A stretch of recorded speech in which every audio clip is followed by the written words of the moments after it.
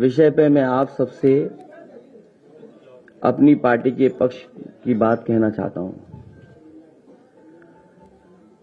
Bharatiya Janata party का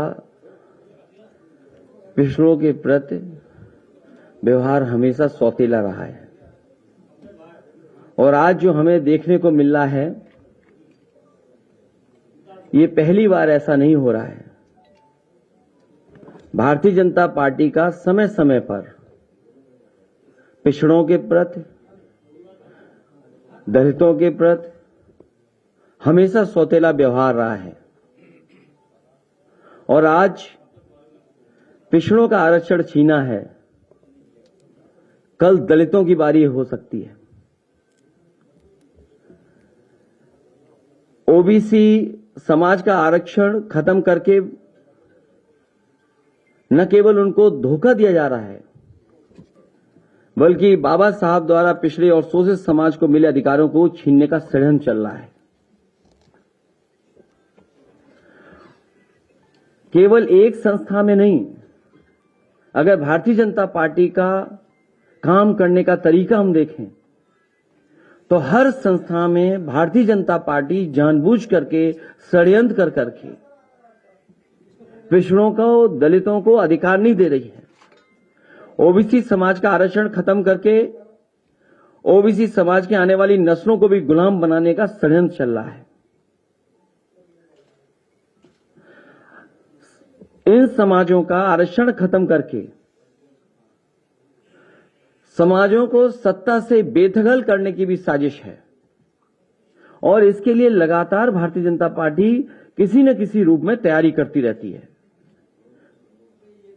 समाजों का आरक्षण छीन करके और खासकर ओबीसी, दलित, उनका आरक्षण छीन करके उनकी आने वाली नस्लों को हजारों साल पीछे धकेलने का भी षड्यंत्र और साजिश सरकार कर रही है। भारतीय जनता पार्टी समय समय पर पिछड़ों का तो वोट चाहती है, लेकिन सत्ता में उन्हें भागीदारी नहीं देना चाहती। कोई न कोई प्रचार के माध्यम से कुछ लोगों को फुसला करके उनके बीच संदेश भेजने का काम, वोट तो लेना चाहते हैं, लेकिन जब कभी उन्हें भागीदारी देने की बात आएगी तो भारतीय जनता पार्टी उन्हें भागीदारी नहीं देगी। ये जो सरकार आज भी बनी दिखाई दे रही है उत्तर प्रदेश में और दिल्ली की सरकार, ये पिछड़ों के वोटों से बनी सरकार है और इन दोनों सरकारों में पिछड़ों के लिए कोई जगह नहीं है और लगातार संस्थाओं में साजिश करके, षड्यंत्र करके कहीं न कहीं उस कगार पर समाज को पहुंचा दिया कि रिजर्वेशन के लिए भी एक रेवोल्यूशन हो जाए। इसलिए समाजवादी पार्टी और हमारी पार्टी के सभी लोग का मानना है कि भारतीय जनता पार्टी जब तक सरकार में है उनके अधिकार सुरक्षित नहीं है। और वो बात मैं दोबारा कहता हूं कि आज पिछड़ों का छीना है, कल दलितों का भी छीनेंगे। बाबा साहब भीमराव अम्बेडकर जी ने जो सपना दिखाया था, जो सपने देखे थे, उन अधिकारों को, हक को छीनने का काम ये सरकार लगातार कर रही है और केवल एक बार इनका सौतेला व्यवहार नहीं देखा। मुझे याद है जिस समय इनकी सरकार पिछली बार नई नई बनी थी, उस समय जो पुलिस भर्ती की सूची बननी थी, क्योंकि रिजल्ट कोर्ट में उसको शामिल था, रिजल्ट आ चुका था, किन्हीं कारणों से रिजल्ट घोषित नहीं हो पा रहा था। जब कोर्ट के माध्यम से घोषित किया गया तो इसी भारतीय जनता पार्टी की सरकार ने वो रिजल्ट घोषित किया और घोषित होने के 3-4 दिन बाद इन्होंने पूरा का पूरा रिजल्ट बदल दिया और कहा कि ये नई आरक्षण व्यवस्था है, उसके तहत नई सूची बनाई जाएगी। मुझे याद है उस समय 1700 पिछड़े और दलित नौजवानों को नौकरी मिली थी। वो 4 दिन तो खुश रहे, लेकिन 4 दिन के बाद वो खुश नहीं रह पाए, उनको नौकरी से बाहर जाना पड़ा। उस समय भी उस वो लोग जो नौकरी से रह गए थे, हर मंत्री के घर गए थे। लगता तो यह है कि भारतीय जनता पार्टी की सरकार में आने के बाद और भारतीय जनता पार्टी में शामिल होने के बाद जो नेता उसमें हैं उनकी आत्मा मर जाती है, उन्हें कोई दिखाई नहीं देता। केवल यही नहीं, 69,000 वाले में जिस तरीके से सरकार ने घोटाला किया वो एक उदाहरण है। यूनिवर्सिटियों में जिस तरीके से नौकरियां मिली हैं, आप कोई यूनिवर्सिटी उठा लीजिए। मुझे याद है बलिया में यूनिवर्सिटी समाजवादी सरकार में बनी थी, समाजवादी नेता चंद्रशेखर जी के नाम पर बड़े पैमाने पे घोटाला हुआ। बांदा यूनिवर्सिटी में घोटाला हुआ। अभी यूनिवर्सिटियों में जहां भी जिस संस्था में जो लोग बैठे हैं, बड़े पैमाने पे घोटाले हो रहे हैं और बड़े पैमाने पर पिछड़े और दलित लोगों के साथ भेदभाव हो रहा है। उन्हें जो हक और सम्मान और जगह मिलनी चाहिए वो जगह नहीं सरकार दे रही। और केवल एक यूनिवर्सिटी में नहीं, पूरे उत्तर प्रदेश की आप यूनिवर्सिटियां उठाकर देख सकते हैं। एक बार तो इस सरकार ने आयोग भी गठित किया, एक कमेटी भी बनाई और कहा कि इसमें पिछड़ों की गिनती होगी। उस आयोग ने, उस कमेटी ने रिपोर्ट तो दी, लेकिन वो रिपोर्ट कभी सार्वजनिक नहीं की गई। और सरकार ने ये कहा, सरकार की मंशा ये थी कि क्लास 3 और क्लास 4 में कितने पिछड़े नौकरी पा रहे हैं, उनकी कितनी गिनती है उसमें। लेकिन सरकार ने अभी तक उस रिपोर्ट को पब्लिक नहीं किया है, किसी की जानकारी में नहीं लाया गया।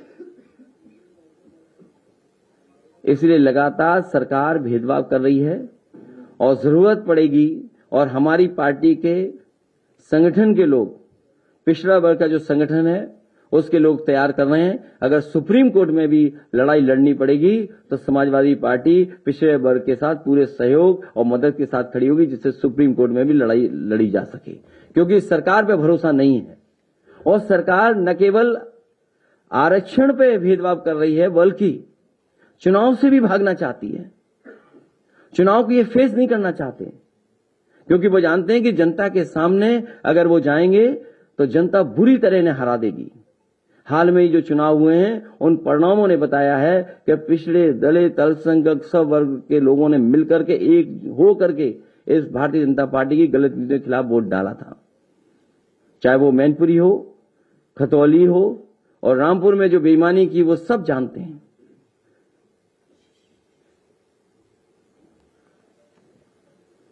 इसी तरह राज्य पिछड़ा वर्ग आयोग बना था 1994 में, उसको भी पूरा का पूरा समाप्त कर दिया सरकार ने।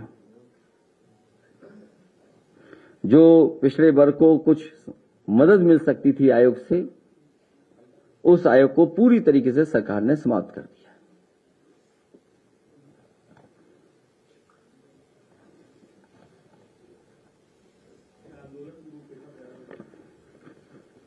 अभी दूसरा विषय भी उसके बाद इकट्ठा पूछ लेना आप। मैं चाहूंगा कि अयोध्या वाले कुछ लोग हैं जो अपनी बात को रखना चाहते हैं।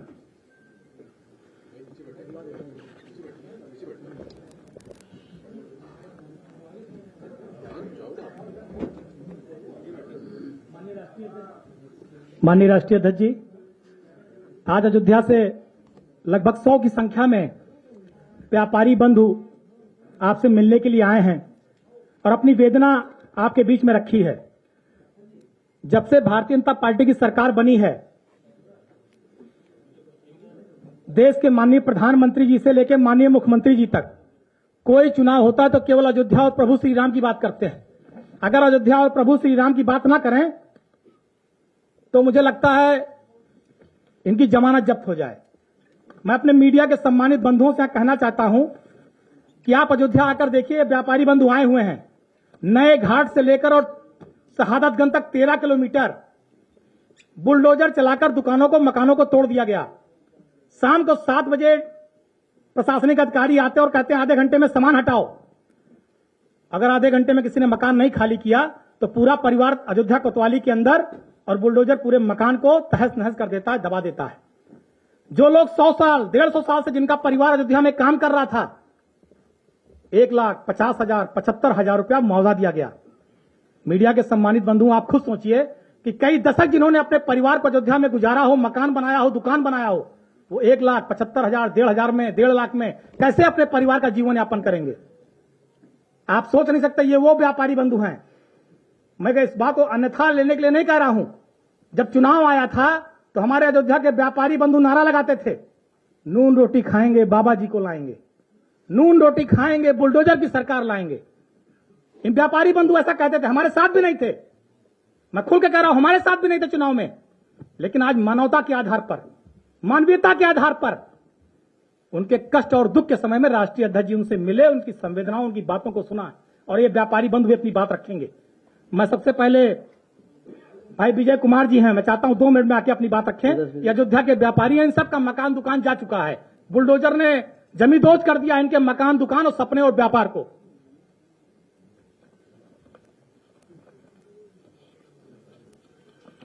धन्यवाद। मैं अपनी बात यह कहना चाहता हूं, सबसे पहले हम व्यापारी हैं और हम लोगों को भुखमरा और बिल्कुल पूरी तरीके से हम लोगों को दुकान उजाड़ करके और बुलडोजर तोड़ दिया गया। इससे तो अच्छा सबसे बड़ी बात ये होती योगी जी और मोदी जी को, अगर उनको तोड़ना ही था, मुआवजा देना ही था, नहीं देते। उनको एक मिसाइल नए घाट से दागनी थी, योगी मोदी मिसाइल, और जाति शहादत का सबको नस्तानाबूद करती। उनको न आदमी रहता और न मुआवजा देने की जरूरत पड़ती। क्या जरूरत थी उनको मुआवजा देने की? मैं तो यही गुजारिश करूंगा योगी मोदी से, वो मिसाइल दाग दें, अयोध्या को पूरी ध्वस्त कर दें। न वहां आदमी रहेगा, न उनको बुलडोजर चलाना पड़ेगा। धन्यवाद। ये हमारे बीच में श्री हरेंद्र सिंह खरबंदा जी हैं। आप एसएसबी इंटर कॉलेज में केमिस्ट्री के टीचर रहे हैं, और आप सोचिए कि इंटर कॉलेज में केमिस्ट्री के टीचर और ऐसे टीचर अयोध्या फैजाबाद में रहे हैं कि सैकड़ों बच्चों को निःशुल्क पढ़ाया है, ट्यूशन की फीस नहीं ली है, किताब फ्री दिया है, और अपनी स्थिति आपके सामने बयां करेंगे। वेदना यह है कि अयोध्या वासियों के साथ और फैजाबाद के लोगों के साथ बड़ा अन्याय हो रहा है। सारा ध्वस्तीकरण हो रहा है। किसी को मुआवजा जो देना चाहिए वो ढंग का मुआवजा नहीं दिया जा रहा। विकास के नाम पर विनाश हो रहा है। बड़ी पब्लिक परस्त है। हम लोग बहुत त्रस्त हैं और अधिकारियों से निवेदन है कि उसका फिर से मूल्यांकन करें, देखें क्या हो रहा है, और आप सभी लोग उसको सचेत करें, पब्लिक को बताएं कि क्या स्थिति ऐसी ही रहेगी। जो जिनके घर, दुकानें, मकान सब ध्वस्तीकरण किए जा रहे हैं, वो कहाँ जाएं बेचारे? उनके खाने पीने का कोई साधन नहीं, उनके रहने का कोई साधन नहीं, आकाश के नीचे पड़े हैं तमाम लोग। तो इस तरह सरकार का निवेदन है। और यहाँ तक कि फिर जमीन के बारे में कहते हैं कि ये पर्चाशुदा जमीन है जो कि सरकार की है, उसके आप मालिक नहीं हैं। जब मालिक नहीं तो उससे रजिस्ट्री क्यों कराई जा रही है? जो मालिक ही नहीं उससे रजिस्ट्री कराने का क्या हक है? इस प्रकार से सरकार से निवेदन है कि जो हुआ रहा है, जो हो रहा है, वो सही नहीं हो रहा, उसको ढंग से किया जाए। अगर करना है, विकास करना है, तो विकास के नाम पर विकास करें, ना कि विनाश करें। और विनाश में वही दुख होता है, जैसे अभी भाई साहब ने कहा मिसाइल दाग दें। मैंने भी यही कहा था पहले कि बम दाग करके सब कुछ खत्म कर दें, किसी की वेदना रही नहीं जाए। आप अपने मन का जो चाहें वो कर लें। तो जो गुरु जी ने बात कही है, वो मेन बात यह है कि अयोध्या में जो जिन लोगों की जमीन पर्चाशुदा है, पर्चाशुदा जमीन वो जमीन है जिसको आप खरीद सकते हैं, जिसको आप रजिस्ट्री कराते हैं स्टाम्प देकर।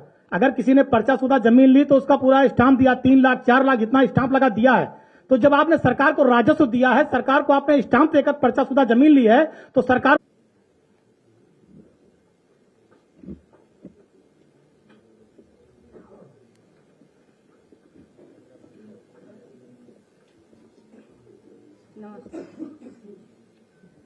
नमस्ते। बोलो। हमारा घर भी तोड़ दिया, दुकान भी। हम लोग लड़की के सियान लड़की के लेकर रोड पर घूम रहे। हम लोग का कोई मुआवजा नहीं दिए, बोले देंगे, कोई नहीं दिया हम लोग का। अब आप ही लोग बताइए हम लोग क्या करें? 25 साल से अयोध्या भरा रहे। नमस्कार।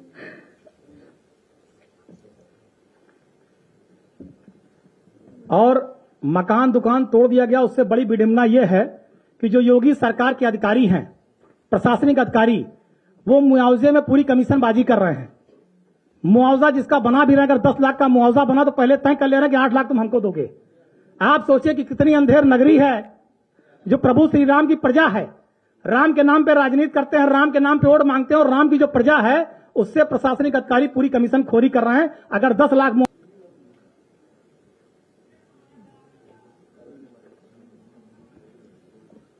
सर्वप्रथम माननीय राष्ट्रीय अध्यक्ष जी और माननीय पवन जी जो हमारे स्थानीय नेता हैं, मंत्री रह चुके हैं, और को आभार व्यक्त करना चाहता हूं कि हमें ये मंच प्रदान किया गया जिससे हम अपनी बात आप तक पहुंचा सकें।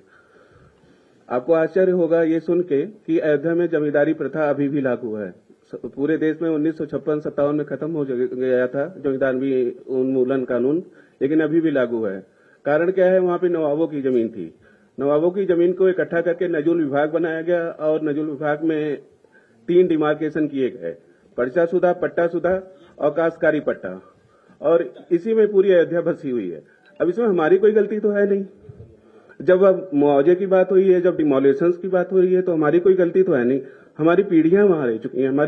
मेरी खुद की पूरे शहर की यही स्थिति है। और मतलब अब हमारी क्या गलती है उसमें? हमारी तो पीढ़ियां बीती हैं। हम थे, हमारे पिताजी थे, हमारे बाबा थे, उनसे पहले भी थे। और रही बात राम आंदोलन की, तो हमें कहने में कोई संकोच नहीं था कि हमने प्रभु राम के मंदिर के लिए जो भी हमसे हो पाया, क्योंकि एक बड़ा आंदोलन चला, उसमें अयोध्यावासी ही परेशान हुए। आप लोग जानते होंगे कि कोई भी जगह, जैसे आप कभी कश्मीर जाइए तो वहां पे अगर कोई आंदोलन गवर्नमेंट है, चाहे वो है, लेकिन पिसता वहां का आम आदमी है। ऐसे ही अयोध्या में जब राम आंदोलन के सन 2000 तक जो भी घटनाएं घटी, हम ही लोग पिसे। हमें अच्छी तरीके से याद है कि वहां पे पर्यटन ही मुख्य व्यवसाय है। मुख्य व्यवसाय वहां का पर्यटन ही है। वहां पर जब पर्यटक ही नहीं आएगा तो हम करेंगे क्या? इसी तरीके से हमने अपनी जो है आजीविका चलाई। लेकिन इस आशय में जब राम मंदिर बनने का ये आदेश आया, हम बड़े प्रसन्न थे कि हम सब कुछ हो गया, सब ठीक है, अच्छा है, अच्छे दिन आए। तब आज हमें ये कहा जा रहा है कि आप तो कुछ है ही नहीं है, आपके कोई राइट्स नहीं है इस जमीन पे, आप यहां से जाइए। और यही हमारी व्यथा है। और अब इतना आगे हम क्या कहें? शक्ति जायसवाल जी।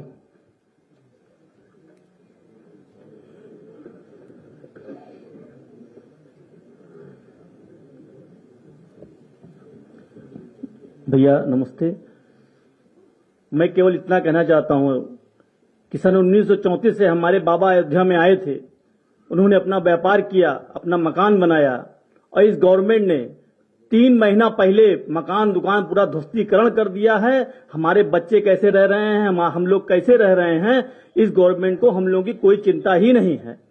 कम से कम 500 व्यापारी अयोध्या में उजड़ चुके हैं, जो रोड पे बेचारे टेंट लगा के रह रहे हैं। उनके लिए लंगर लगा हुआ है, उनके लिए टेंट में रहने के लिए उनकी व्यवस्था सरकार मतलब खुद किए हैं बेचारे। वो बहुत ही बुरी दशा है। हम आपके माध्यम से सरकार तक बात पहुंचाना चाहते हैं कि कम से कम एक उचित मुआवजा, और एक जो सरकार ने 22 के चुनाव के पहले सरकार ने वायदा किया था कि हम विस्थापित करने से पहले लोगों को स्थापित करेंगे, उसके बाद ही डिमोलाइजेशन करेंगे। लेकिन सरकार पूरी तरह से गुंडई पे उतारू है।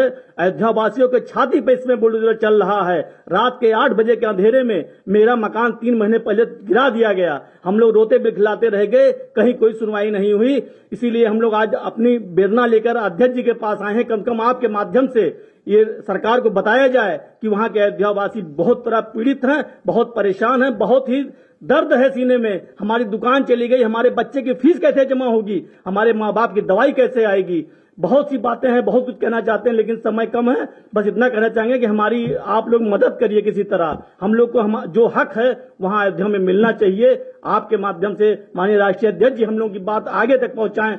और आप मीडिया बंधुओं से हाथ जोड़ के निवेदन है कि आप लोग हम लोगों की बातों को सरकार के कान तक पहुंचाइए कि उनके उप मुख्यमंत्री ने ये वहां पर वायदा किया था चुनाव को पहले, दिनेश शर्मा जी ने जाके व्यापारी के साथ बैठक की थी और कहा था कि आप लोगों को उचित मुआवजा दिया जाएगा, दुकान के बदले दुकान दिया जाएगा, मकान जाएगा मकान दिया जाएगा। लेकिन कहीं कुछ कोई नहीं दे रहा है।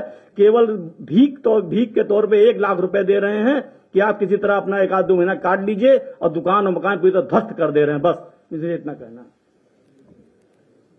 बस 2 लोग बचे हैं, एक अनु गुप्ता जी। राष्ट्रीय अध्यक्ष महोदय जी प्रणाम। सभी सभा के अध्यक्ष लोग प्रणाम। सर, हमको परेशानी इस बात की है कि अयोध्या में रात में 9:30 बजे बत्ती काट करके हमारी दुकान बुलडोजर से गिरा दी गई, जिसमें हमारा बहुत बड़ा नुकसान हुआ और कोई सुनवाई हमारी नहीं की गई। आज तक 1 पैसे का हमको मुआवजा तक भी नहीं मिला किसी प्रकार का। काफी परेशानी हो रही है साहब, और कोई सुनने वाला अधिकारी अफसर भी नहीं है। न डीएम आ रहे हैं, न मुख्यमंत्री सुन रहे हैं हमारी बात को, न पीडब्ल्यूडी भी बात सुन रहा है। कोई नहीं सुनने के लिए तैयार है और हमको परेशान किया जा रहा है साहब। हमारी दुकान तोड़ दिया गया, काफी परेशानी इसके लिए समझ।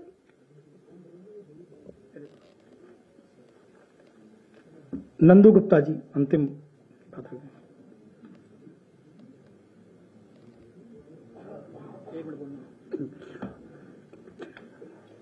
सम्मानित राष्ट्रीय अध्यक्ष जी, पत्रकार बंधु, अयोध्या में असंगठित, अनियोजित, अन्यायपूर्ण योजना से हर अयोध्यावासी त्रस्त है। सरकार की मंशा है अयोध्या के मूल वासियों को उतार कर बाहर कर दिया जाए, बाहर से दिल्ली गुजरात के व्यापारियों को वहां स्थापित कर दिया जाए।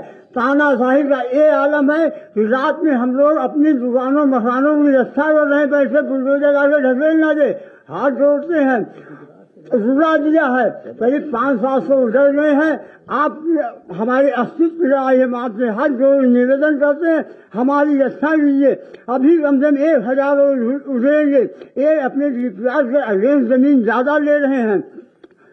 राम जन्मभूमि बाजार में रात में 8 बजे ताला तोड़ सामान को उठा ले गए, जबरिया बुलडोजर चला दिए। एक ऐसे सहमत के आधार पर, लेकिन गुंडई के आधार पर पूरा काम कर रहे हैं। इनको सारी अयोध्या अवैध दिखाई पड़ रही है। ये आज का दैनिक जागरण है।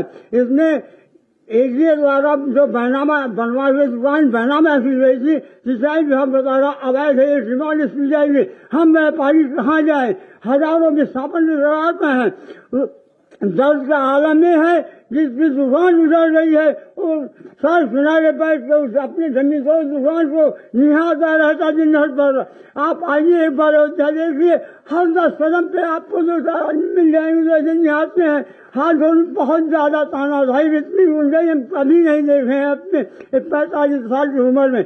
निवेदन है किसी से आपकी मदद कीजिए। धन्यवाद। मैं सिर्फ एक बात कहकर अपनी बात खत्म करूंगा।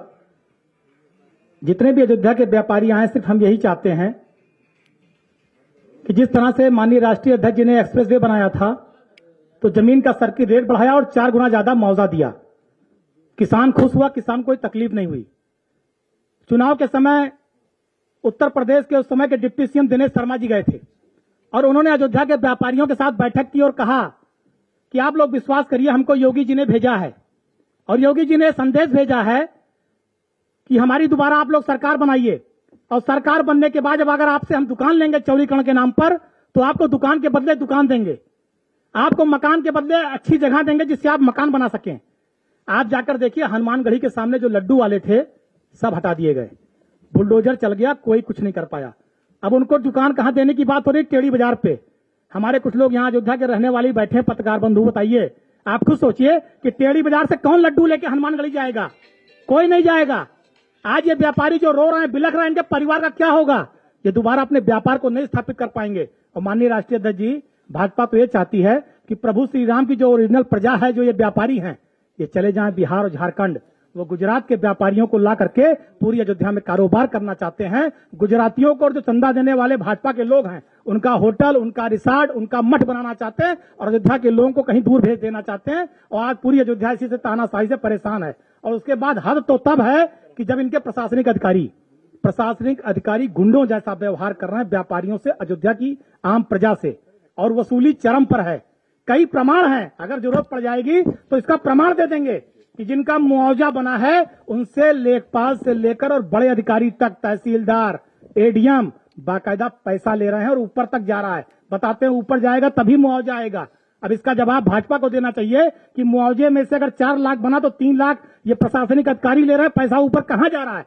ये हाल है कि मतलब मरते समय कफन भी नोच ले रहे हैं अधिकारी मिलकर के।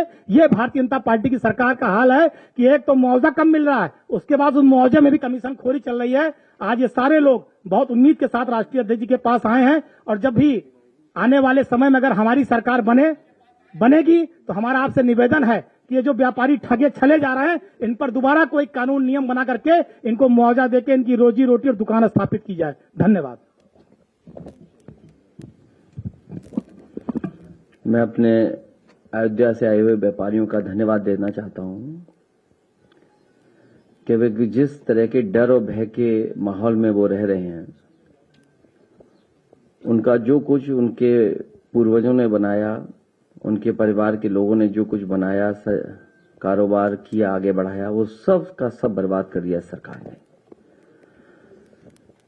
मुझे समय समय पर व्यापारी पिछली बार भी बुलाते थे, कहते थे कि आप अयोध्या आकर के अपनी आंखों से देख लें, वो जगह देखिए जो पहले आपने कभी देखी होगी और आज क्या हाल कर दिया है। मैं सरकार से कहूंगा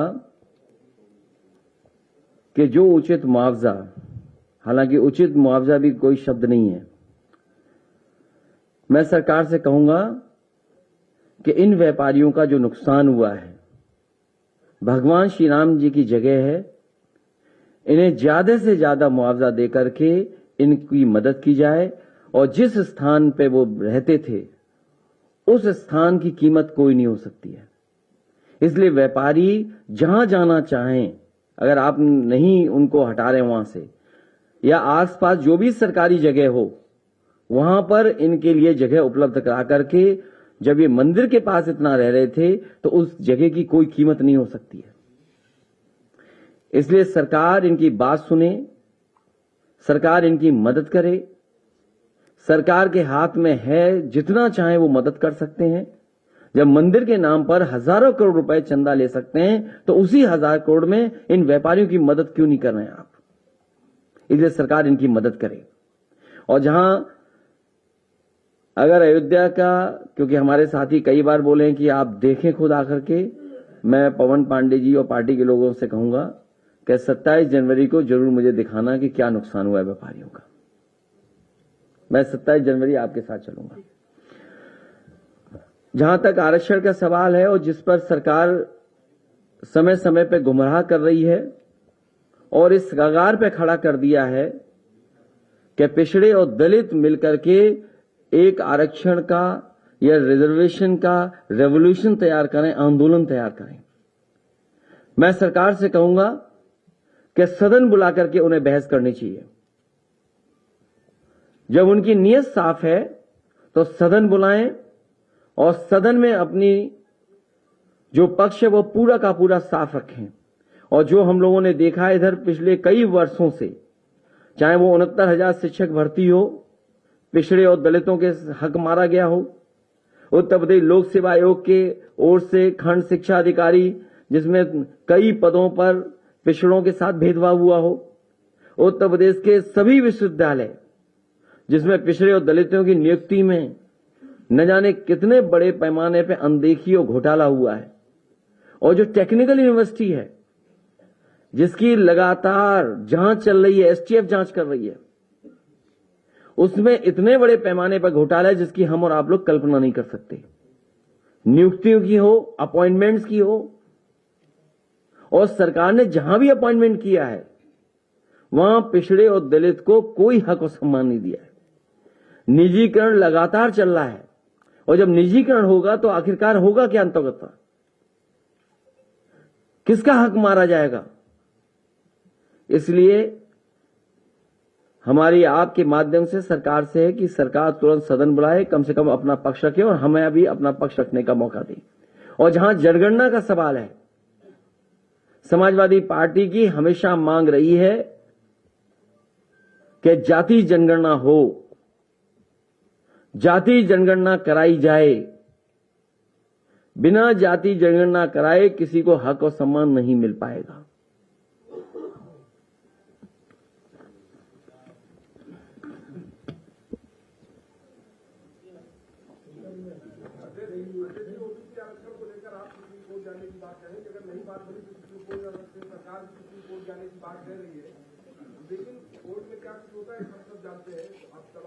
नहीं, हमें कोर्ट पर भरोसा करना पड़ेगा। हमें कोर्ट पर भरोसा करना पड़ेगा।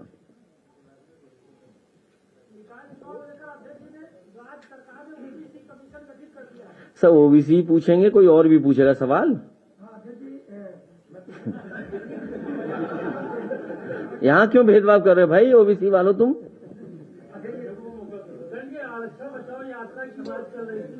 ये यात्रा नहीं है, ये इस कगार पे खड़ा कर दे रहे हैं कि पिछड़े और दलित मिलकर के रिजर्वेशन रेवोल्यूशन की तरफ मुड़ जाएं।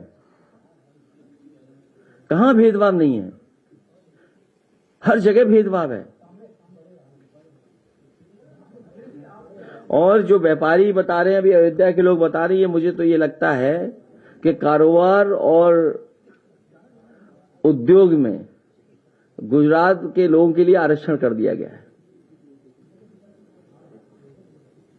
यहां आरक्षण खत्म हो रहा है, किया जा रहा है, साजिश की जा रही है, लेकिन कारोबार और व्यापार में गुजरात के लोगों के लिए विशेष आरक्षण दिया जा रहा है।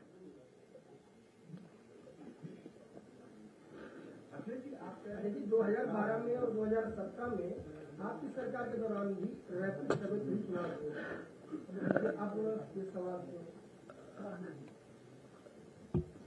अब सरकार तो हमारी है नहीं,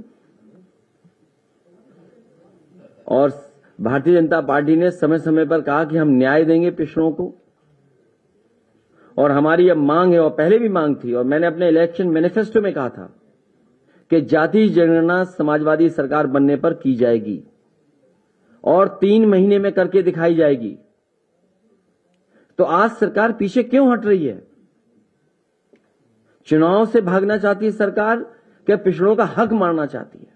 और आज पिछड़ों का मारा गया है तो कल दलितों का भी हक मारेगी सरकार। और जितने भी सरकार के फैसले हैं, उन फैसलों से ये नजर आता है कि पिछड़े और दलितों की अनदेखी हो रही, बड़े पैमाने पे उनके साथ भेदभाव हो रहा है। आप बताइए, जितने भी अपॉइंटमेंट हुए हैं, एक वाइस चांसलर के खिलाफ कितनी जांचें हो रही, क्या हुआ, कहां चल रहा है बुलडोजर? क्या बुलडोजर चलेगा उनकी संपत्ति पर? जो संपत्ति उन्होंने कमाई, क्या उस पर बुलडोजर चलेगा? और जो अपॉइंटमेंट्स किए गए आप देखिए, उसमें पिछड़े और दलितों का क्या अपॉइंटमेंट है उसमें? अगर कोई अपॉइंटमेंट हुआ हो, टेक्निकल यूनिवर्सिटी की बात कर रहा हूं मैं, और जो स्टेट यूनिवर्सिटीज में जो लोग बैठे हैं, क्या वो भेदभाव नहीं कर रहे हैं? और इसीलिए भेजा गया है कि वो भेदभाव करें, चाहे वो झांसी की यूनिवर्सिटी हो, चाहे वो कानपुर की हो, चाहे इलाहाबाद की हो, चाहे लखनऊ की हो, चाहे फैजाबाद की हो, चाहे बांदा की हो, चाहे आपकी बलिया की हो, चाहे सैफई की मेडिकल यूनिवर्सिटी हो, क्या भेदभाव नहीं हो रहा? और चाहे अपॉइंटमेंट्स हो रहे हो, उसमें भेदभाव नहीं है क्या?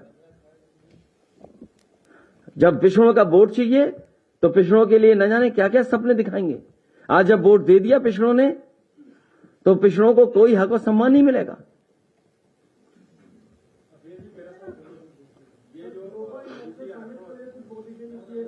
नहीं, मुझे ये बता दीजिए, अगर आप ग्लोबल समिट से भागिए मत और विषय से मत भागिए, पहले इसी पे पूछ लीजिए आप। और ग्लोबल समिट में मैं अलग से प्रेस करूंगा, क्योंकि बहुत सारी आपके बीच में भी चर्चा होंगी जिनके बारे में आप बात नहीं करना चाहोगे। ग्लोबल समिट पे अलग पे बात होगी, लेकिन अभी तो इसी पे सवाल है। मेरा सवाल यह था कि ये ट्रिपल टेस्ट पूरा न करने के नाते हाईकोर्ट, देखिए टेक्निकल क्या हो रहा है ट्रिपल टेस्ट। हाँ, मैं ये कह रहा हूँ कि ट्रिपल टेस्ट पूरा न होने के कारण जो है बिना आरक्षण के चुनाव के हाईकोर्ट ने आदेश दे दिया।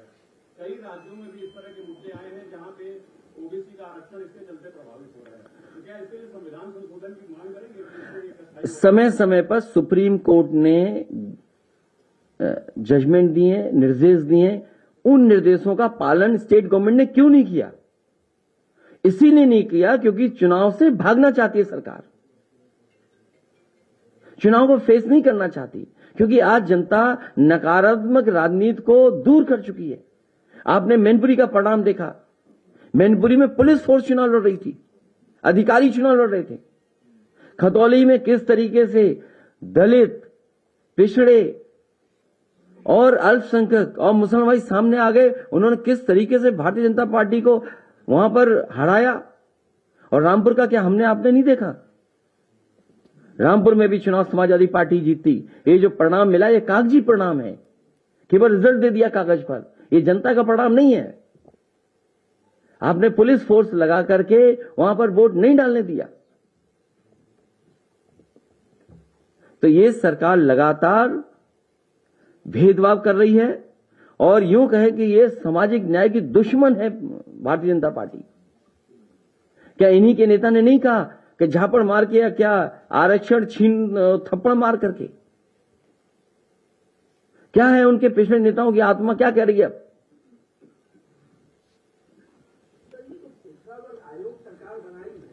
उसको तो खत्म कर दिया पिछड़ा आयोग सरकार ने, कहां बनाया ना, कहां सुन रहे पिछड़े आयोग की।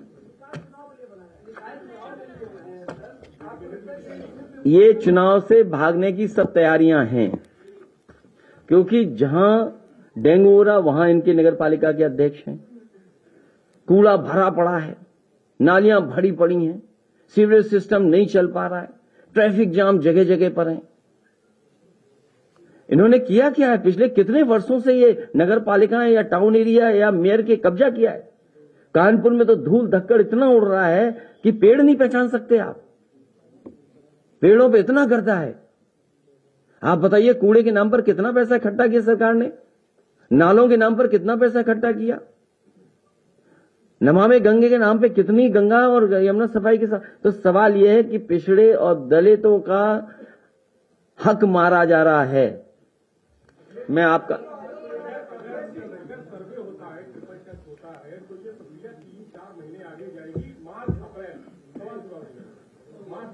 ये सरकार बताए, इसलिए मैं कह रहा हूं ना कि सरकार सदन बुला ले। जो बात आपके माध्यम से हमसे पूछवा रही है सरकार सदन बुलाए।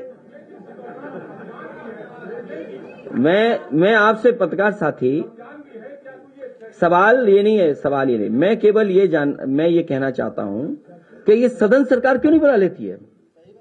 3 दिन बुलाया, 2 दिन रहे सदन में, 6 घंटा चलाया, छोड़ के चले गए। और ये जो अन्याय हो रहा है, अधिकारी हत्याएं करा रहे हैं, ये याद रखना आप। कन्नौज में अगर जो हत्या हुई है उसके जिम्मेदार वहां के अधिकारी हैं, वहां की विधायक है। ये विषय आज का नहीं है, लेकिन मैं आपसे कहना चाहता हूं सरकार हत्याएं करा रही है।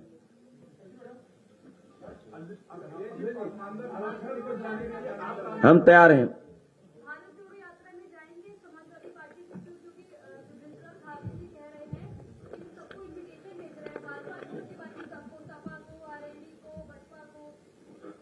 आपके मोबाइल पे अगर इनविटेशन हो तो मुझे अभी तुरंत दी जाए। भावना से, हमारी भावना उनके यात्रा से है। हमें कोई इनविटेशन नहीं मिला। हमारी पार्टी का सिद्धांत अलग है। भारतीय जनता पार्टी और कांग्रेस दोनों एक हैं।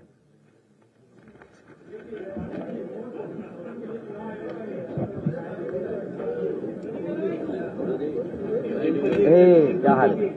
Thank you so much. आज केवल पिछड़ों से सवाल पूछा।